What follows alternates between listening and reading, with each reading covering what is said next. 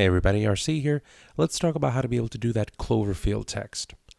Click on File, click on New, and we'll go ahead and we'll make it 1900 by about 900 at about 150 dpi. We'll call that Doverfield text.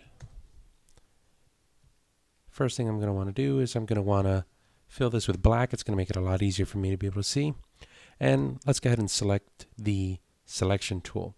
And you're finding this a lot on the internet. If you wind up just doing a search, you have AFK Lampenborg text, which is the text that they're using for the recent movie Cloverfield. I'll go ahead and I'll select a white, and I'm going to go ahead and type in Doverfield.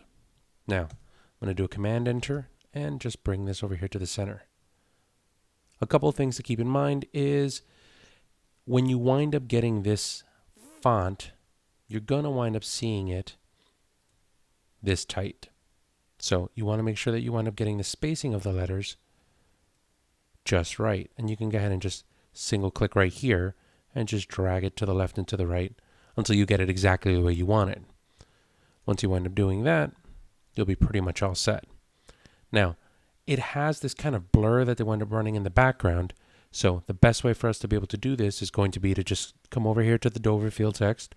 We'll go ahead and create a new layer, and I'm going to right click on the layer, and I'm going to go ahead and turn that to a smart object.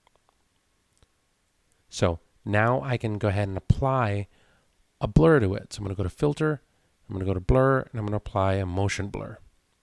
Now let's talk about the motion blur. This section here lets us deal with the angle. If I wind up putting this pointing up and down, you'll notice that the angle, the motion blur angle, goes up and down. And the distance calculates just how much we wind up seeing that. So what I wind up usually doing here is I'm just going to set it to an angle of 0 so that it goes left and right. And notice you can play with the distance as well. So once you have it exactly the way that you want it, let's push the distance a little bit more. I'm going to go ahead and click OK. There's the blur. But what I want to do is I want to take this and glow it as well. So now I have a layer that has a smart filter that has a motion blur.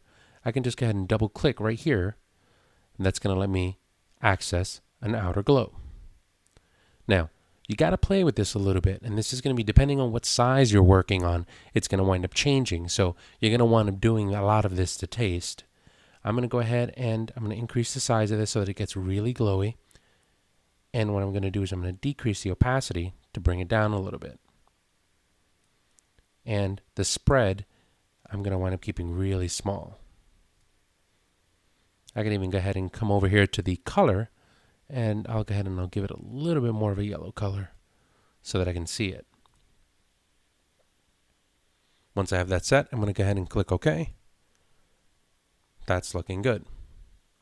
However, I want to be able to kind of knock out that area so that it really lets that text kind of come through and the glow sits in the background.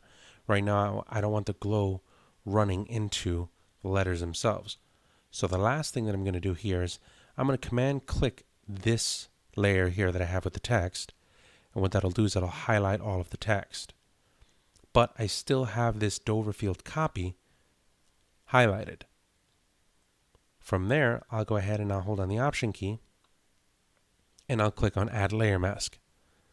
And what that does is creates a mask around this entire thing, and it hides this portion of the glow. So if anything spills over into that area, it gets knocked out by that mask. So I'm going to hold on the Shift key just to show you the before and the after. If you hold on the Shift and click before, after.